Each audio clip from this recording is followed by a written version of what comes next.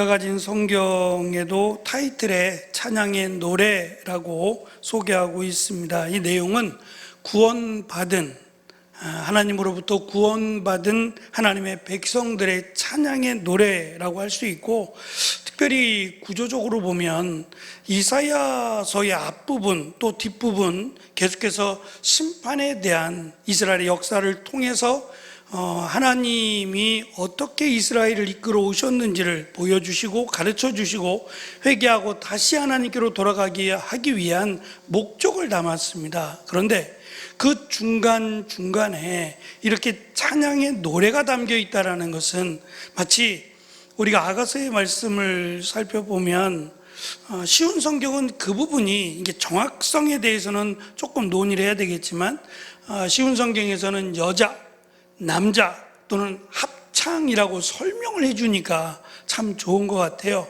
그것처럼 합창이라고 하는 것은 이게 노래니까 가능한데 합창이라고 하는 것은 응원하는 겁니다. 함께 부르며 응원하고 함께 즐거워하는 내용을 담는 것처럼 이렇게 이사야서에 어떻게 보면 어둡지요. 그리고 굉장히 강한 이 선포적인 내용 가운데에 이렇게 느닷없이 등장한 것처럼 보이지만 찬양하는 하나님의 구원받은 백성들의 찬양하는 노래가 이 선포를, 이 선언의 말씀을 듣는 이들에게는 힘이 될 것 같아요. 위로가 되고 또 다시금 일어나야겠다라고 하는 도전을 주는 그런 귀한 말씀이라고 생각이 듭니다. 지난 시간에 제가 그 11장의 말씀을 함께 나누면서 특별히 그때에 또는 그날이라고 하는 부분을 계속 강조한다고 말씀을 드렸고, 오늘 우리가 읽은 12장 1절에도 역시 그날에라고 하는 부분으로 한글 성경은 시작합니다. 이 그날이라고 하는 부분은 하나님의 심판이 멈추고 구원이 임하는 날입니다. 얼마나 기다리겠어요? 하나님의 심판이 끝나고 하나님의 구원이 이루어지는 날, 우리도 그날을 소망합니다. 더 이상 고통도 근심도 없는 그날이 오기를. 그런데 그날, 우리가 사모하는 그날은 사실 예수님이 다시 오시는 날이에요. 예수님이 이미 오셔서 우리의 죄를 대신하여 죽으셨고 우리에게 구원의 길을 열어주셨어요. 그래서 그것을 믿는 사람들은 구원을 받았습니다. 그러면 이제 이사야서 12장에서 강조하는 내용은 먼저 구원받은 하나님의 자녀, 하나님의 백성들은 찬양하라는 겁니다. 비록 내 삶이 녹록하지 않고 또 여전히 어려움 가운데, 고난 가운데 하나님을 방해하는, 믿음을 방해하는 이 나라와 또 지도자들과 이런 어려움 가운데서도 찬양해야 된다는 거예요. 그것이 믿는 자들의 당연한 모습일 뿐만 아니라 우리에게는 이 믿음을 지켜갈 수 있는 힘이 됩니다. 그래서 계시록에도 보면 이 천사들의 노래 또는 이런 그 성도들의 찬양에 대한 부분들이 많이 강조되고 있어요. 어찌 보면 계시록도 마찬가지지만 하나님의 심판과 구원에 대한 아주 강력한 메시지를 담잖아요. 근데 그것 가운데서도 믿음에 대한 확신이 있다면 그 믿는 자들, 확신을 가진 자들은 찬양하라고 말합니다. 이것이 믿는 자들끼리의 힘이 되고 위로가 되고 또 도움이 되기 때문입니다. 아무래도 찬양은 조금 더 수월하게 우리가 우리의 감정이나 우리의 지금의 모습을 표현하기에 아주 좋은 것 같아요. 리듬을 타고 찬양을 부른다는 것은 지치지도 않을 뿐만 아니라 특별히 우리가 방언을 한다든지 이런 경우가 아니라면 계속해서 소리를 내어서 기도하는 일은 굉장히 힘이 들어요. 육신적으로도 힘든 일입니다. 그런데 찬양은 우리가 앞에 서서 독창을 하거나 다른 사람에게 은혜를 끼치고자 하는 이런 준비된 찬양이 아니라면 박자가 좀 틀리든 소리가 좀 작고 그러든 간에 그건 중요하지 않죠. 그래서 오히려 찬양은 하나님께 더 가까이 나아가는 좋은 하나님이 주신 축복의 통로라고 생각합니다. 그래서 우리가 뭐 힘들 때도 물론이거니와 어떠한 경우라도 하나님을 찬양하는 일은 우리에게 굉장한 힘과 또 에너지 또는 은혜를 준다라는 것을 우리가 기억했으면 좋겠습니다.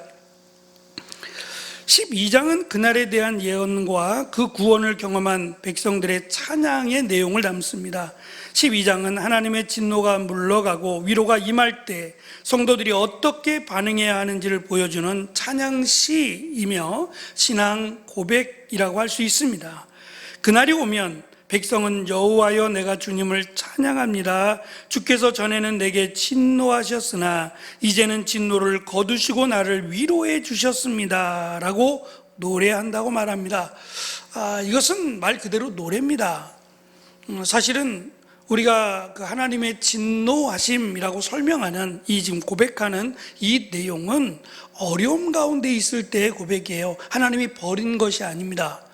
버린 것이 아니라 세상이 우리를 힘들게 하고 우리를 어렵게 해요. 하나님을 믿는다는 것만으로 말입니다. 새벽에 잠깐 말씀드린 지금 8나라들이 하나님의 심판의 소리를 듣게 됩니다. 8나라 가운데는 유다와 이스라엘도 포함되어 있습니다. 어쩌면 세상의 모든 나라들을 향한 심판의 메시지이기도 합니다. 그 메시지 중에서 특별히 하나님께서 원하시는 공의라고 하는 것들이 무너져 간다 그랬어요. 특히 이 솔로몬도 마찬가지지만 성전을 건축할 때 이 페니키아라고 하는 두로의 왕 히람에 대해서 우리는 열왕기서를 통해서 말씀을 나눴는데요. 이 히람이 세계 무역을 감당하면서 그쪽으로 재주가 참 많았던 것 같아요. 이것저것을 많이 보고 왔으니 이 성전도 이런 것들을 접목하면 훨씬 더 아름답고 웅장하고 멋있을 것이다 라고 하는 생각. 물론 솔로몬이 그 히람이 단순히 하는 말만 듣고 그렇진 않았을 거예요. 그가 만든 어떤 건축물들을 보았을 가능성이 많아요. 그것을 보고 야 대단하다 멋지다 라고 생각을 했는지 하여튼 히람에게 성전 건축을 맡겼어요. 과연 그것이 하나님이 원하시는 걸까요? 하나님이 원하시는 성전, 다윗에게도 우리가 함께 말씀을 나눌 때 기억나시겠습니다만 성전을 건축하지 말라라고 하신 것도 다윗의 손에 피가 많아서, 그러니까 전쟁 중이란 얘기예요. 전쟁 중에 성전을 건축하는 건 크게 의미가 없다는 거죠. 왜? 건축해야만 하나님이 그곳에 임재하는 게 아니에요. 어찌 보면 다른 나라에서 볼 때는 보잘것없어 보일 수 있어요. 천막 같잖아요. 텐트 같잖아요. 야 너희들의 신은 이것밖에 안 되나? 너희들이 살고 있는 왕궁, 너희들의 집은 웅장한데 너희들의 하나님, 너희들의 신은 고작 이렇게 천조가리 같은 거 덮어놓은 것 같은 이런 곳에 신을 섬긴다니 라고 하는 그런 마치 무시당하는 듯한 그런 생각을 가졌을 겁니다. 근데 하나님은 오히려 성전 짓는 것에 대해서 기뻐하지 않으셨어요. 그 중에 하나가 너희가 하나님의 성전, 하나님의 집을 건축했다고 자랑할까 봐.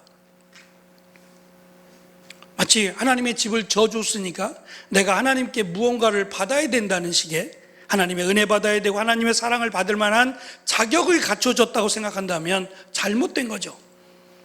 하나님을 거기에 가둘 수 없는 것처럼, 물론 마음은 정말 하나님을 향한 그런 마음들은 참 귀하고 좋습니다만 그것이 순수하지 않을 때 자기를 드러내기를 원하고 마치 이렇게 해서 나의 영광을 받기를 원한다면 잘못됐다는 거죠. 그래서 다윗의 전쟁 중인 다윗의 때는 허락하지 않으시고 또 간절하게 원하잖아요. 그 간절함 가운데 하나님이 솔로몬에게 허락을 하셨는데 그것에 대해서 하나님이 책망을 하거나 솔로몬에 대해서 왜 히람을 통해서 성전을 건축했느냐라고 꾸짖지는 않습니다만 어쨌든 이방인이잖아요. 이방인이 성전 건축을 감독한다?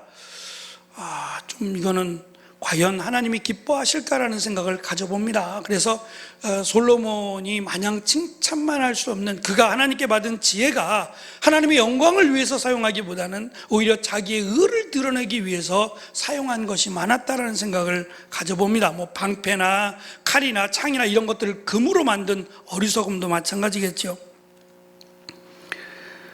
하나님의 진노하심이라고 설명하는 것은 시편 또는 말씀드린 잠언을 기준에서부터, 잠언을 기준으로 해서 보면 고통, 고난, 어려움, 이것을 하나님의 진노로 연결해 봤잖아요.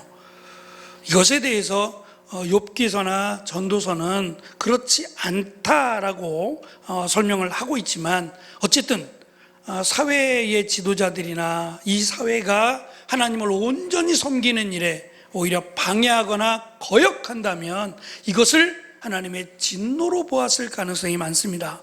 그럴지라도 하나님이 나를 위로해 주셨다라고 하는 찬양, 하나님이 나를 도우신다, 지키신다, 함께 하신다 라고 하는 찬양은 하나님을 온전히 믿을 때 가능한 찬양입니다. 그런데 또 한편으로 보면 믿음이 연약해도 찬양을 통해서 우리의 믿음이 자라가기도 해요. 그래서 하나님이 우리에게 주시는 이 축복의 통로라고 하는 것이 기도와 말씀과 또 성찬도 있지만 찬양도 함께 포함되어 있다는 것은 우리에게 굉장한 은혜와 위로가 됩니다. 이는 심판의 시간이 끝나고 하나님의 은혜가 다시 터져 나오는 순간을 의미합니다. 하나님은 단순히 심판을 멈추는 분이 아니라 동시에 깊은 위로와 은혜를 주시는 분으로 고백합니다. 이 구원의 날에 백성은 하나님은 나의 구원이십니다.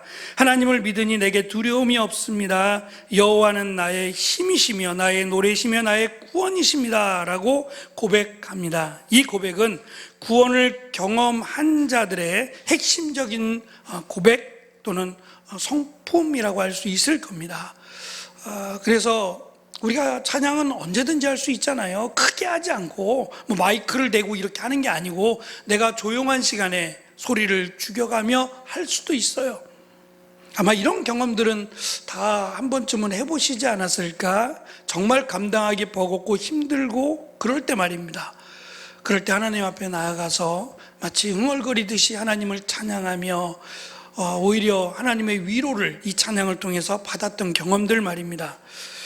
지금 하나님의 심판에 그리고 하나님의 구원이 주어졌다라고 말을 하는데 그것에 대해서 마음에 와닿지 않을 때 지금 찬양을 하라는 식으로 말씀하고 있습니다. 그들은 하나님을 온전히 의뢰하고 어떤 상황 속에서도 두려워하지 않으며 하나님만이 자신의 진정한 힘과 기쁨의 근원임을 이 찬양으로 인정합니다. 이러한 믿음의 고백은 하나님은 나의 구원이시라는 선언으로 시작하고 마무리되며 구원에 이르는 자들의 성품을 감싸고 백성들은 또한 기쁨으로 구원의 우물에서 물을 기를 것이다 라고 말하며 출애굽 당시 물과 관련된 하나님의 역사하심, 인도하심을 사모합니다. 이스라엘은 물이 귀한 나라입니다. 물론 이제 갈릴리 호수라고 하는 곳에 물이 있지만 거기를 제외하고는 뭐 지중해도 바다고요.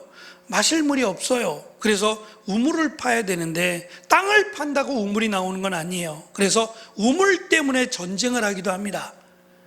제일 중요한 게 물이니까 우물이 하나 만들어지면 그 우물을 중심으로 마을이 형성이 되고 이 우물 때문에 전쟁을 하고 또 전쟁에서 이 마을을 정말 잔혹하게 핍박하기 위해서는 우물을 막아버리거나 우물을 못 쓰게 만들기도 합니다.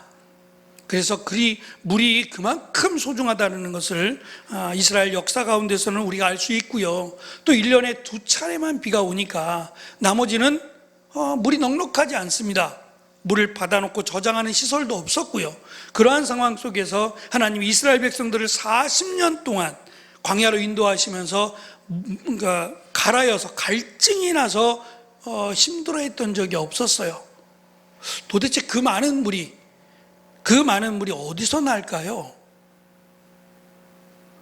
물론 만나와 메추라기라고 하는, 메추라기는 생명이니까 그 새가, 지중해를 넘나드는 그 새가 하루도 빠짐없이 지중해를 넘어와서 살아있는 생명체인 새가 나를 잡수세요라고 하는 것도 기적이고, 아무것도 없는 그 하늘에서 만나가 내린다는 것도 기적이지만, 무엇보다 인간은 물을 마시지 않으면 정말 힘들죠. 먹는 것보다 훨씬 더 물이 귀한데 이 물을 어떻게 먹었을까요? 성경에 보면 비가 왔다는 내용은 별로 없어요. 비가 오면은 갈증은 금방 해결이 되잖아요. 그 물을 받아 먹으면 갈증은 해결이 되는데, 비가 와서 그들의 갈증을 해결했다라고 하는 내용이 많이 없습니다. 거의 없죠. 그러면 결국은 자주 등장하는 내용은 아니지만 반석에서 바닥에서 땅 속에 있던 물이 솟아나서 그 많은 사람들의 갈증을 해결해 주었다는 얘기밖에 안 돼요. 그것이 지금 이 고백은 우리의 생명을 건지셨다는 고백입니다. 이 반석에서, 아무것도 없는 땅에서 물을 내셔서 우리의 생명을 살려주셨다라고 하는 고백인 것처럼, 구원의 물을 달라고 하는 고백은 하나님의 은혜를 베푸셔서 하나님을 향한 믿음이 잃지 않기를. 그래서 이 역사라고 하는 것들, 시간의 역사들을 살펴보면 이 고난의 때에 문학이나 이런 쪽에 가장 활발하게 꽃이 피는 것을 알 수 있어요. 노래나 시나 글이나 이런 것들이 다 가장 어렵고 힘들 때 가장 만발하게 꽃이 핀다라고들 이야기합니다. 우리가 아는 것처럼 요즘은 권투 중계나 이런 걸 거의 못 보는 것 같아요. 제가 어릴 때 그때 가장 즐겨보던 것이 레슬링이었어요. 레슬링 보신 적 있어요, 최근에?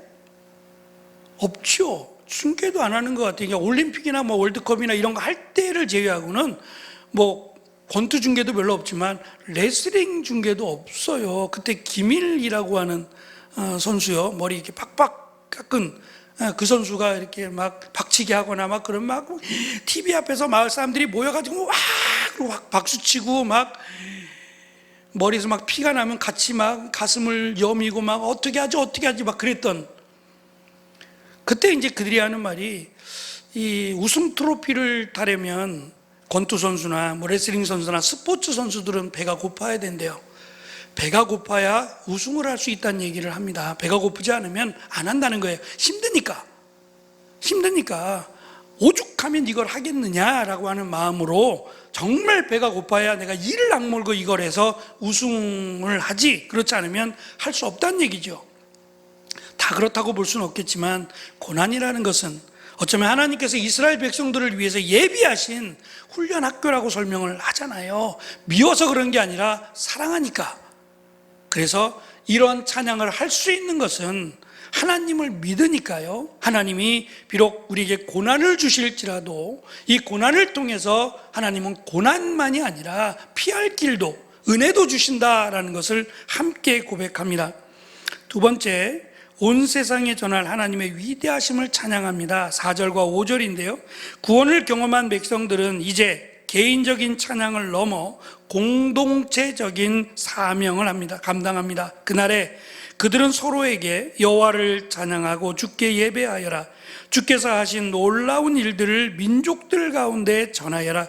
그의 위대하신 이름을 알리라고 권면합니다.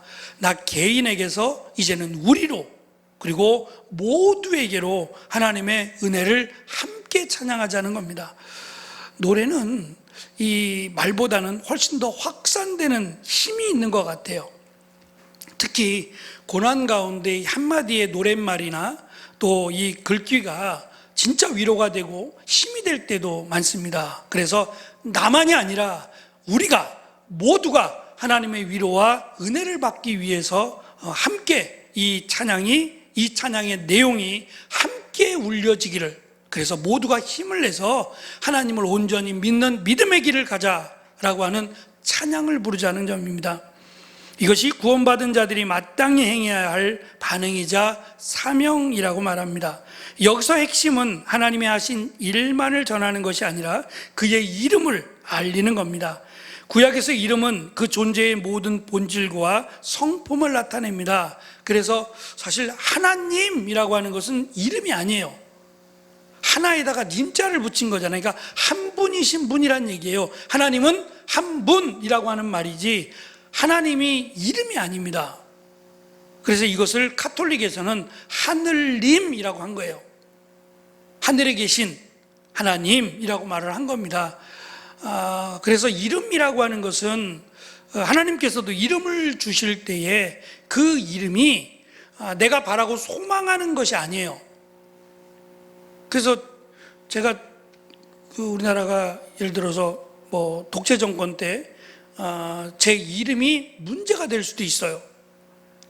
한일자에다 권세 권자잖아요. 그러면 뭐예요? 하나의 권세면? 하나님의 자녀죠. 하나님의 자녀죠. 근데 자칭 오해할 수 있잖아요. 하나의 권세, 그럼 뭐 대통령이나 뭐 이런 쪽으로 생각할 가능성이 많으니까 아마 왕정시대에 이 이름 썼다가는 큰일 날 이름입니다. 근데 부모님의 입장에서 제 이름을 뭐 할아버지가 지어주셨다고 하는데 할아버님 입장에서는 얘가 태어난 걸 보니까 넉넉하고 장군감이네 그랬대요. 장군감이네 그러면서 이렇게 이름을 붙여주셨대요. 이거는 바람이죠. 소망이고요. 근데 이스라엘 백성들의 이름은 그냥 그대로 하나님이 주신 그대로, 예를 들어서 손이 참 예쁘다, 다른 애들에 비해서 손이 참 예쁘다 그러면 이름이 예쁜 손이에요. 그들의 이름을 풀어서 손이 예쁘다 이렇게 이름을 지은 거죠. 있는 그대로. 왜냐하면 하나님이 다른 사람과 조금 틀린 게 아니라 다른 어떠한 것을 주셨다면 그에게 하나님이 허락하신 은혜가 있다라고 생각을 했어요. 그래서 그것이 놀림거리가 아니라, 사람들에게 놀림거리가 아니라 오히려 하나님이 주신 특별한 은혜를 오히려 찬양하는 쪽으로 그렇게 이름을 불러왔다 그럽니다. 마찬가지로 하나님의 이름, 그 이름만 되면 하나님 또는 여호와라고, 하나님의 진짜 이름은 아닙니다. 진짜 이름이, 천국 가서 물어보세요. 진짜 이름이 하나님이 있을까요? 하나님이 우리에게 가르쳐 주지 않으신 것은, 있어도 가르쳐 주지 않으신 것은 하나님의 이름을 욕되게 할까봐 그런 거예요. 여호와의 이름을 망령되이 일컫지 말라라고 하는 내용처럼 믿음이 없으면서 하나님을 알고 믿지도 않으면서 그냥 하나님의 이름을 도용하는 자들이요, 그 이름만 부르면 뭔가 해결이 될 것 같고 하는 그러한 마치 주문처럼 하나님을 사용할까봐. 그래서 제가 출애굽기 할 때 아마 사진 하나 보여드렸는데 어떤 항아리가 있고 이 항아리에서 뱀이, 구멍이 있어서 뱀이 이렇게 막 나왔다 들어갔다 하는 그런 것처럼 만든 그런 자기가 있는데 이 이름이 하나님이에요. 어디든지 갖다 붙일 수 있잖아요. 예수라고 하는 이름이 많았다 그랬잖아요. 뭐 구원이라고 하는 이름이니까 그 이름도 많았던 것처럼 뭐 감히 하나님이다, 내가 하나님이다라 말하는 사람이 없겠죠. 없지만 하나님을 잘 알지 못하고 믿지 않는 이방인들의 경우에는 얼마든지 자기들의 신을 하나님이라고, 여호와라고 갖다 붙일 수도 있지요. 그래서 하나님께서 진짜 하나님의 이름은 가르쳐 주시지 않았어요. 그냥 상징적으로 여호와, 야훼라고 하는 말로도 사용되는데 이 여호와는 나의 주인이란 뜻이에요. 그러니까 우리가 뜻으로 하나님을 아는 거지 진정한 하나님의 이름은 없어요. 그러나 우리가 이해하는, 우리가 아는 하나님이라고 하는 이름에는 하나님의 역사하심이 있다는 거예요. 우리가 하나님을 믿는다라고 말할 때는 하나님이라고 말하면 그 하나님께서 행하신 일, 하나님을 통해서 우리에게 하시는 일을 우리가 알 수 있다는 거죠. 그래서 이름만 알리는 것이 아니라 그 이름을 통해서 하나님께서 하신 일을 가르치고 알리라고 설명을 합니다. 백성은 여호와께서 위대한 일을 하셨으니 그를 찬양하여라. 주께서 하신 일을 온 세계에 전하라고 외치며 하나님의 위대하신 구원 사역이 온 세상에 알려야 함을 강조합니다. 이는 장차 교회의 본질적인 사명이자 구원받은 모든 성도가 감당해야 될 선교적 역할이라고 생각합니다. 우돈탄이라고 태국에서 조금 외진 시골 쪽에 제가 전에 있던 교회에서 몇 번 그 단기 선교로 청년들과도 함께 갔던 곳이 우돈탄인데요. 조금 이제 외곽지에 있는 시골 지역입니다. 근데 어떻게 하다가 우돈탄이의 선교사님으로 가신 분을 알게 됐어요. 그 선교사님은 나이도 젊고 그런데 이 젊은 날에 하나님이 나를 태국 여기로 보내셨다라고 하며 지금 열심히 언어 훈련하면서 아이들에게 말씀을 가르치고 있어요. 그런데 어제 저에게 이제 카톡방에 있는데 카톡방에서 문자를 하나 보내줬어요. 아시는가 모르겠는데 지금 태국하고 캄보디아가 지금 내전 중입니다. 원래가 잦은 내전이 있었어요. 이 국경선 지역에서는 그냥 알게 모르게 크지 않은 작은 내전들이 있었는데 이번에는 조금 불거졌어요. 일반인이 살해당했어요. 그래가지고 이것이 지금 좀 커져서 공식적으로 지금 내전이 커질 가능성이 비춰져서 위에서 기도해 달라고 요청이 왔습니다.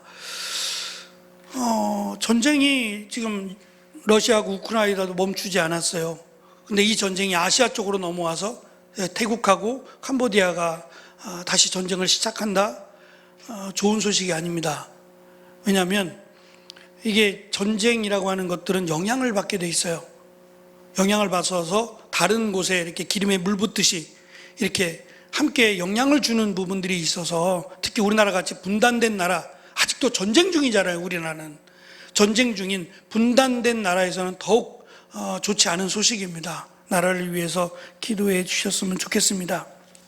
마지막 세 번째, 우리와 함께 하신 하나님의 임재를 찬양한다. 어쩌면 이것이 가장 중요한 내용입니다. 가장 핵심적인 내용은 고난이 아니라 하나님이 그 가운데 함께 하신다라고 하는 고백이 사실은 믿음의 고백이에요. 이 하나님이 나와 함께 하신다라고 고백할 때 이 찬양이 어떠한 찬양이 될까요? 슬피 우는 찬양이 될까요? 기뻐하는 찬양이 될까요? 무엇도 상관없습니다. 슬퍼한다고 진짜 슬퍼하는 건 아니겠지만 저는 기쁨의 찬양이 아니었나? 앞에서 본 것처럼 고난 중에 있어요. 그럼 힘들어요. 아무래도 찬양이 막 어깨가 들썩거리는 이런 찬양은 아닐 수 있어요. 그러나 결국은 그럴지라도 하나님이 나와 함께 하신다라고 하는 믿음의 고백으로 간다면 이 찬양은 정말 귀하고 복된 믿음의 찬양이구나라는 것을 우리는 기대할 수 있습니다. 6절에서 절정에 이릅니다.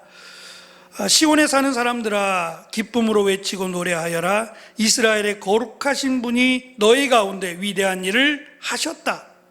이 말씀은 이스라엘의 거룩하신 분이 너희 가운데 함께 하심에 대한 찬양이라고 할 수 있고, 이사야 전체를 관통하는 임마누엘이라고 하는 하나님이 우리와 함께 하신다라는 뜻이 이사야 전체에 지금 노래로 덮어지고 있다라고 보시면 돼요. 이것을 믿는 사람이 구원받은 하나님의 백성이다라고 할 수 있을 겁니다.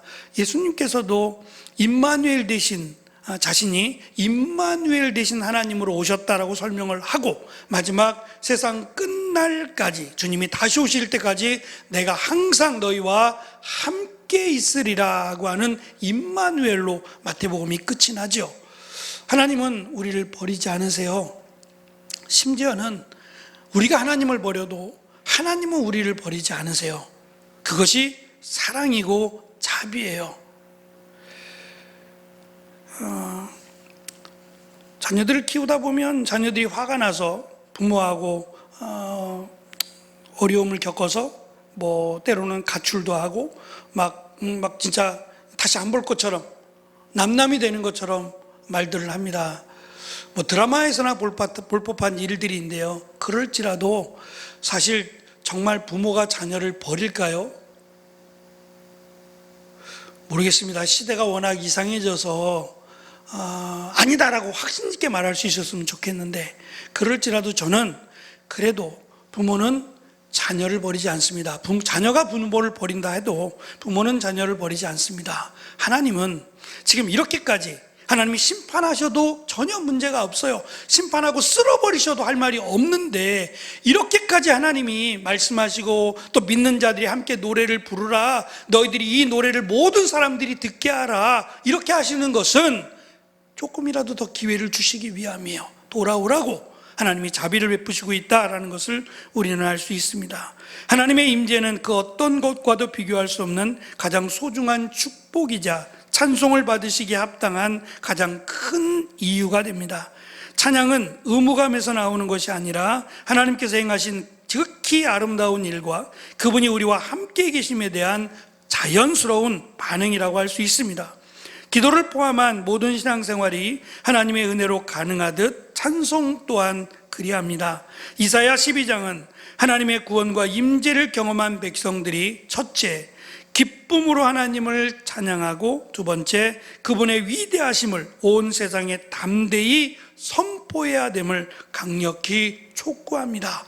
이것이 어떠한 상황이 될지라도 우리가 이렇게 하나님을 찬양할 수 있는 귀한 은혜가 있기를 소망합니다. 박수훈 씨가 쓴 불안한 삶을 일으켜 세우는 긍정의 기술이라고 하는 책이 있는데 이 책에서 197쪽에는 이러한 내용의 글이 나옵니다. 1802년 강진으로 유배 온 다산 정약용에게 15살짜리 소년 황상이라고 하는 소년이 다산 정약, 유배된 거예요. 유배된 다산 정약용, 죄를 뒤집어 쓰고 유배되어 온 정약용에게 가서 이렇게 말합니다. 선생님, 저처럼 머리 나쁘고 앞뒤가 꽉 막히고 분별력이 모자란 사람도 공부할 수 있을까요? 여기가 어딘지 모르지만 시골이고 촌이겠죠. 유배라고 하는 곳을 생각해 본다면 이때 정약용의 대답이 걸작이랍니다. 배우는 사람에게는 세 가지 병통이 있단다. 첫째, 기억력이 뛰어난 이는 공부를 소홀히 하고, 둘째, 글짓기가 쉽게 되는 이는 들뜨게 되는 패단이 있고, 셋째, 이해력이 빠른 이는 곱씹지 않아 깊이가 없단다. 그런데 너에게는 그게 모두 없구나. 칭찬인가요? 너에게는 그게 모두 없구나. 너 같은 사람이라야 공부를 할 수 있다. 부지런히 공부하여라 라고 말했답니다. 그리고 정말 황상이 이 정약용의 말을 듣고 열심히 공부해서 황상은 문장가로 이름을 날렸고 정약용이 가장 아끼는 제자가 되었으며 끝까지 정약용을 섬긴 제자가 황상이었다라고 하는 내용이 이 책에 담겨 있습니다. 우리가 잘 아는 이게 없어져 버린 회사들도 한데요. 마치스다 전기, 내셔널, 파나소닉 들어보셨을 겁니다. 이 엄청난 회사들이었는데 이 창업자 마츠시다 고노스케는 인간 승리를 한 전설적인 사업가로 알려져 있는데요. 그 이유에 대해서 말합니다. 첫째, 그가 그렇게 전설적인 성공한 사업가가 될 수 있었던 이유는 어린 시절 아주 가난했기 때문이라는 거예요. 그래서 그는 평생 근검절약할 줄 알아 부자가 되었다고 말합니다. 둘째, 그는 초등학교도 못 나왔어요. 따라서 모든 인생을 배우는 자세로 겸손하게 살아서 승리했다고 합니다. 셋째, 그는 몸이 약했답니다. 그래서 더 조심하고 삼가고 중요한 일에만 집중해서 95세가 넘도록 장수하며 자기가 맡은 일을 최선을 다했다고 합니다. 약하다는 것이 독이 될 수도 있고요, 약하다는 것이 약이 될 수도 있다는 말로 이 책은 이 내용들을 풀어갑니다. 약하다 강하다가 중요하지 않은 것 같아요. 만약에 둘 중에 하나를 선택해야 된다면 그때는 신중해야겠지만 약하기 때문에 강하기 때문에는 핑계가 될 것 같아요. 지금 이 찬양은 내가 어느 곳에 있든지 무엇을 하든지 간에 하나님이 나와 함께 하심을 믿음으로 찬양하라는 이야기입니다. 그래서 어느 곳에서든지 어떠한 때든지 하나님을 찬양할 수 있는 믿음의 길을 걸어가는 저와 여러분이 되시기를 간절히 축원합니다. 기도하겠습니다.